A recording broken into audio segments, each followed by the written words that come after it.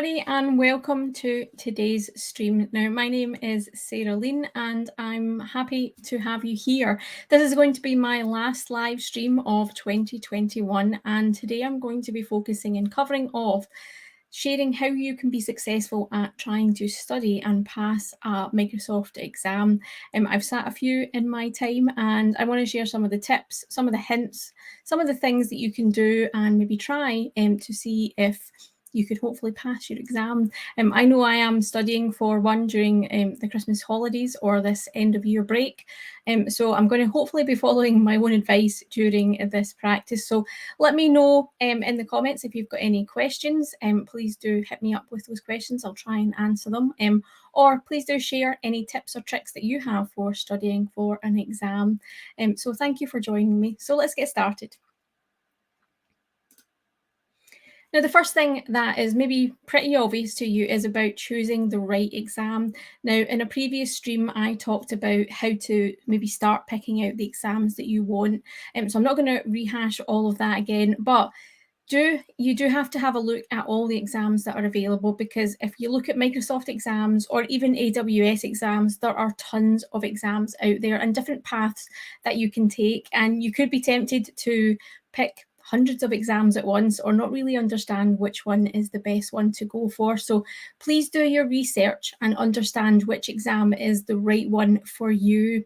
Now, if you haven't been sitting exams, if you haven't done anything for a while, I would recommend starting small. And by starting small, I mean start off maybe with a fundamentals exam, one of the basic ones that are maybe you can pass without doing any study, and just get you into that rhythm of looking at studying again. Because let's face it, studying for an exam is different to the real world. We do things differently from what the exam expects us to. There are shortcuts that we find and maybe different ways and different best practices that we follow in the real world versus what the exam actually wants us to do. So I would always recommend, if you haven't done an exam for a while, to maybe start with like a fundamentals one to ease you back into that routine, to understand the requirements of taking an exam, even now at the moment when you're having to take them more at home than you can go to a test exam. So yeah, start small and build your way up to that exam that you're wanting to do and which one that you're actually trying to build up to. Now, once you've done all that, and that's no mean feat, picking the right exam and starting that journey, the thing is to look at the exam and understand the content that's in it, and that can help you build your study plan.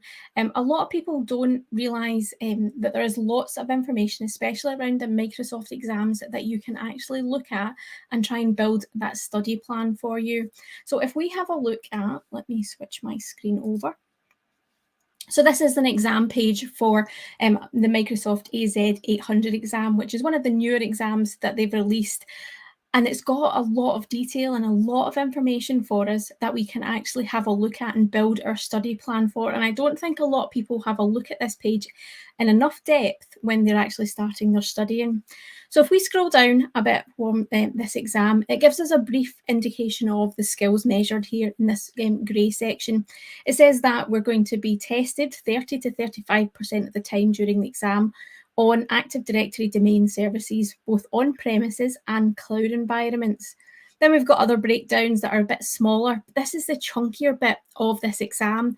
So there's a lot of focus on actually taking questions around all of that. So if you're not familiar with that, then that's a big worry potentially for you, or a big area of where you should be studying and aiming towards studying. However, there is a bigger breakdown that you can actually go to. So if you click on the download exam skill outline, it actually gives you a really comprehensive PDF type file, which I often print out and have a mark off and use that as a checklist. But it gives you a breakdown even further into those sections. So we saw those 4 or 5 different high level sections. If we have a look at this PDF, that breaks down this big section about Active Directory domain services into smaller bite-sized chunks. So we've got ones around domain controllers, we've got configure and manage multi-site and multi-domain. It even gives you then more information around that and what your skills are going to be tested. So if there's anything that sticks out here as something that you don't understand, that you've never done before, then you can mark it and then go and study for it. Try and find that documentation, or go and play in a hands-on lab, or try it out and look at it. This is a great document for understanding what you need to study and what you need to engage with. Now, I've often sat an exam, I've booked an exam, maybe given myself 6 weeks to study for that exam, which is maybe not enough for the topic that I'm actually going to be tested on. But what I do is I focus on the bigger chunks of the exam and focus all of my attention, my study on those big areas. Because if there's an area that is maybe 5 or 10% of the exam and you don't have enough time to study it, and you're maybe not up to date with it as much as you should, but there's a section that is 40% of the exam, for example, that's where I'm going to focus on. I'm going to focus on all of that section and maybe ignore the smaller section. That's only if you've got time limited. So if you're time limited, then yeah, try and focus on the bigger chunks and then focus on where you need to be. But equally, I do love printing this out and ticking things off as I learn them, or ticking the things off that I'm comfortable with. And again, if you read this and you don't understand something that they're listing as a skill that's going to be tested, chances are you have a lot of work to do, or that's an area that you need to focus on. So this is really, really useful information. Now, the other thing that's really good about this PDF is, say you're studying for an exam and you're midway through that study, and then Microsoft announced that they're actually going to change the objectives or the skills that are going to be measured during that test. This document is often updated very regularly, and it shows you where the changes are going to be. It scores out what you're not going to be tested on and adds in what you're going to be tested on, or just shows you the additional areas that they're going to test on. So this document is super important when you're building your study plan and trying to understand how to build that learning path for yourself to be successful in your exam. So when you are booking an exam, having a look at it, check this skills tested section and make sure you're downloading that exam skills outline and having a look at it. Really go through it and really understand what's happening and going to be tested inside that exam. It's the biggest bit of advice that I can give you to understand where you're actually going and how to be successful in sitting this exam.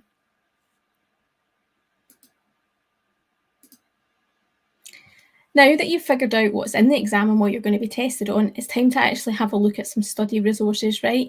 What are the best study resources that you can use to actually help you prepare for this exam? Now, if we go back to the exam information that Microsoft have released, below the skills measured as information about free or paid courses that we could have a look at and use.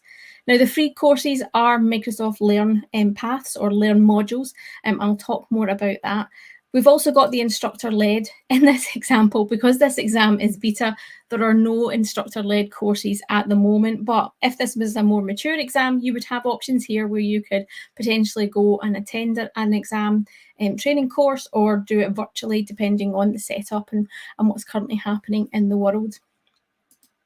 Microsoft Learn is the kind of go-to reference that Microsoft have for all of their exams. Again, if we have a look at some of these, we can start to look inside Microsoft Learn. If you haven't had a look at Microsoft Learn, it's the best free resource that you can get, either for learning how to use a technology or studying for an exam. And everything is free. I'm slightly biased, as I did author one of the modules inside Microsoft Learn, but it is a great resource. If we have a look when we're aiming towards an exam, we can actually use this to search. So if in this example, we're looking at the AZ800 exam, so type in that exam code, if I can type right on camera, type in that exam code, that AZ800, and search for it.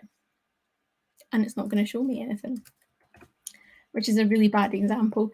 Usually when you search here, you will get an example. So if we say AZ900, there's going to be a bunch of modules for that AZ900. In this example, I'm guessing because they haven't quite got round to classifying all of this, given it's a beta exam, they haven't quite listed it, but that's a tip that you can use. So take your exam code and put it into Microsoft Learn, and it will show you some of the modules. If you find that there's no modules, what we can see is go back to the exam page, And actually, they have listed out some modules here. So there's a bunch of modules that can help us study toward that exam. Maybe it's not the best example here using an exam that's not out of beta yet, but as you can see, an exam that's mature, you can use the exam code and have a look inside Microsoft Learn, and you can generally find modules for it. So let's have a look at Tool 4, I think, is a course as well. There's actually learning paths dedicated to that. So you can work your way through the ones that are labeled for your exam and go through all of that. And it will suggest as you work through these Microsoft Learn modules that there are more things that you can learn and more things that you can add on to it as well.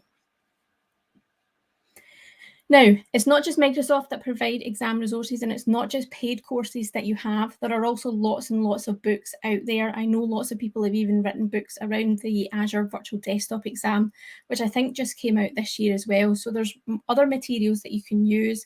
So if you're not someone who wants to sit at a computer all day and do your study after your day job for an exam, but you prefer learning with books, definitely check those out as well, because there is a plethora of books out there that can help you with this study.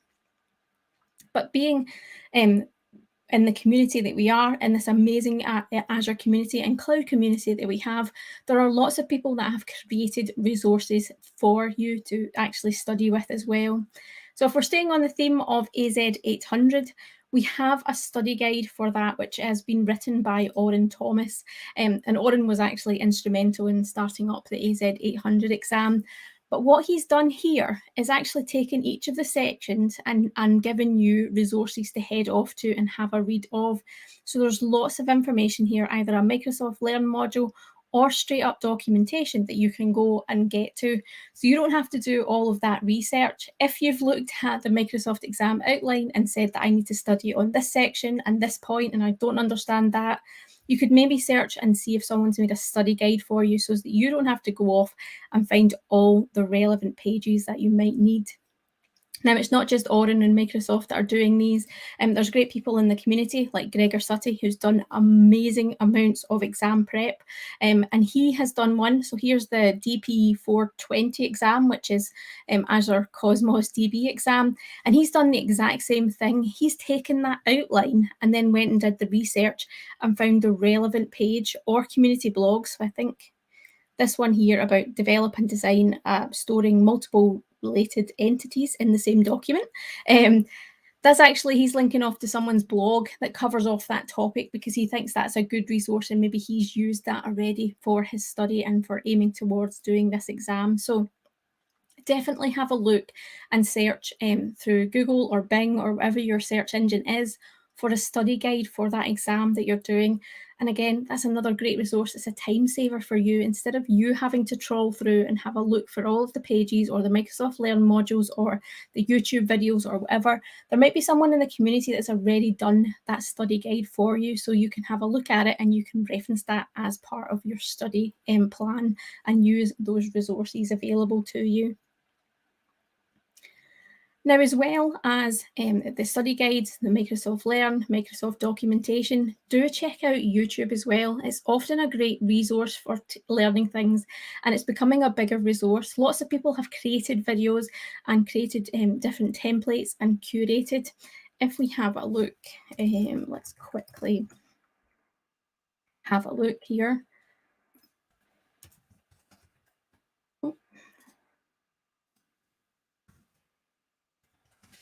So a Microsoft person who does this in his spare time, John Saville, I know a lot of you may already be watching his videos as well. He's done tons of guides and information around getting started and some of the topics that people are asking him for.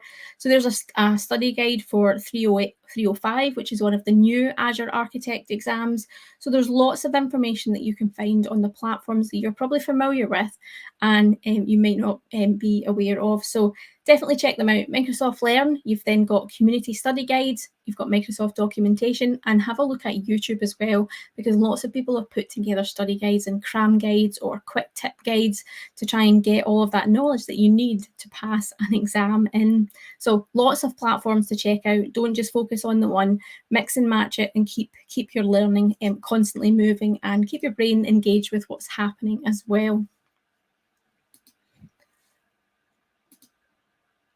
Now, practice exams are something that I often get asked about. People often ask about exam dumps, and they think that is the best way to go about actually studying for an exam. Now, if you're not familiar with that term, so an exam dump is a illegal copy of questions. People might be memorizing questions, they might be trying to take the questions from the exam somehow, and then they put them into files that you can use. They used to be quite popular back in the day, but Microsoft have clamped down much more on them. Not only are they illegal, they're actually breaching the kind of agreement that you have signed with Microsoft. So if you've ever done a Microsoft exam before, you'll go through a big terms and condition and agreement. And one of them is that you don't tell anybody else about questions, and you don't use legal questions, all kinds of things. So if you're using an exam dump of questions to try and pass this exam without actually doing the study, then you're actually breaching the terms and conditions that you have with Microsoft.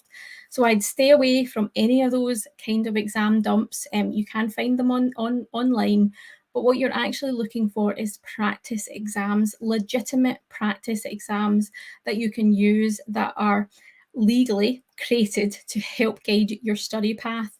Now, practice exam questions are not for everybody, and they are something that you may have to pay for. The one that I've used often is MeasureUp, and MeasureUp are, again, a training partner with Microsoft, who have created practice exam questions that you can work through to test your knowledge. So again, if you've maybe been studying for 3 or 4 weeks and you're just feeling that maybe the knowledge is not going in and you're struggling and you're worrying about the exam, a practice exam can actually help validate how much you've learned or how much you've not learned over those last 3 weeks. It will give you that exam scenario. So you'll have questions that you can work through, and you'll get feedback on what sections you have not a lot of knowledge on, or you're maybe struggling on, and it'll just walk you through that process and get you in that mindset, either to give you confidence that you are ready for the exam, or it will tell you that you need a bit more practice and you need to spend a bit more time with the exam and do some more study before you actually do the real exam. Now, the practice exam questions are completely legit if you're buying them from somewhere like MeasureUp legitimately, i.e. signing up yourself and paying for it. If you're trying to get free copies, then there's going to be a bit of ambiguity about whether that's legal or not.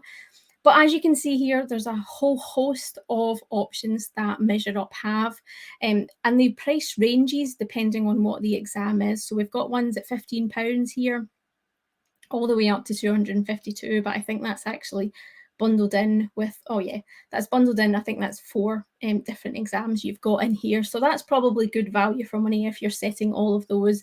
And I think that's all the SC exams, which are still on my radar to do. So maybe I'll need to be buying that bundle. But you can see lots of different exams here, lots of different practice questions. They've even got labs that you can work through, again, for some hands-on learning if you want to learn inside a kind of sandbox environment and just practice around that and try and simulate some of the questions or the things that you should have knowledge about before sitting the exam. Now, MeasureUp is just one example of the kind of practice exam questions that you can buy. It's the one that I have the most experience of. It's the one that I've had actually a lot of success about. I often have these kind of practice exam questions set up for the day before or the morning of an exam, and then I spend, a couple of hours or half an hour just going through some of the questions, firing up my brain, getting it into that question and answer routine, and hopefully building up a bit of confidence before I actually sit the exam. So they are worthwhile having a look at. They can be expensive, as you've seen from the various different prices. But again, they're the right route if you want to go down testing your knowledge and backing it up based on, what you've been studying for. Please, please, please do not take practice exam dumps. Don't search for them. Don't have a look for them. Stay legitimate. Do it the right way. Do it the harder way. Learn the material. Sit practice exams and then pass the real exam and do it that way as well. There's lots to think about. So we've covered off knowing your exam, so picking the right exam and then knowing the exam content, what resources you can get and where you can get some resources, and having a practice test on hand as well. Now, the last thing that I want to cover off is actually scheduling time for your study. And this is probably harder than maybe learning some of the material and getting used to it. Because let's face it, there's never enough time in the day for everything that we always want to do. But you need to get into a right mindset. If you are aiming for an exam, and I've got a bunch of exams that I'm aiming for before hopefully the end of the summer time next year, you're going to have to dedicate time to that, whether that be half an hour at your lunch break or half an hour in the morning before you sit down to your work, or a couple of hours at the end of the night. You need to set that time aside. Please be realistic when you set that time aside. Please don't think that if you set 1 hour a week, you're going to be able to pass. Maybe you can actually pass depending on the exam topic, but be realistic about A, the time commitment you're about to make, and B, where your targets need to be. Again, there's no point putting undue pressure on yourself to sit an exam within a week. So if I was to book an exam today and sit it next week, that's unrealistic target, unless it was maybe something that I really, really, really, really know and understand and feel confident about and have lots of experience around. I tend to say I give myself 6 weeks worth of time, and that way I can grab a couple of hours one day, maybe no hours the next day, a couple of hours, and again to keep that fresh and keep my brain constantly going without burning myself out before I sit the exam. So be realistic about what you're doing, and that's kind of why I said start small with your exam path.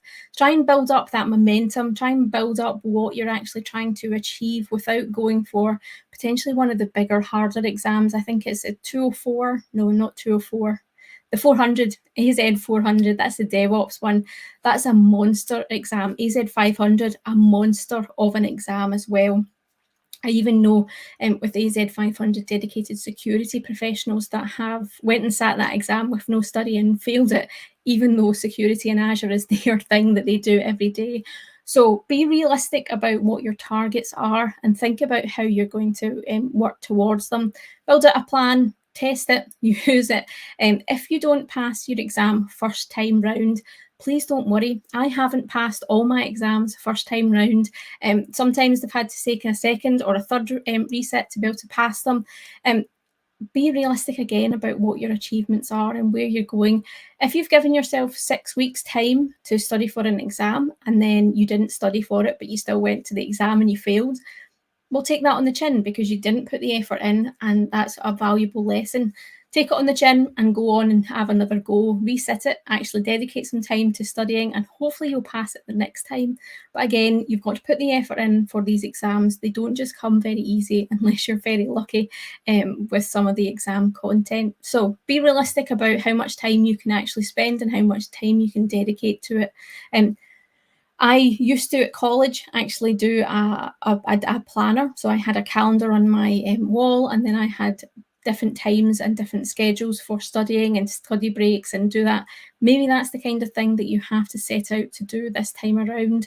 But yeah, be realistic about your time, but make sure you're dedicating the time that you need to in order to achieve the target that you have set yourself. So hopefully this has been useful, giving you some insights about how to pick the right exam, knowing the exam content to get you started, having some resources and where to look for your resources, how to actually look for a legitimate practice test to have a look at that, and building that schedule and having a look at that and setting realistic targets. I hope you all have an amazing Christmas and New Year if you celebrate Christmas. And I'll hopefully catch you in the new year as well. And please, if you're watching on YouTube, if you enjoyed this stream, hit that like button. It really does help me and it really does motivate me. And I'll hopefully catch you in the new year as well. So stay safe, everybody, and good luck with those exams.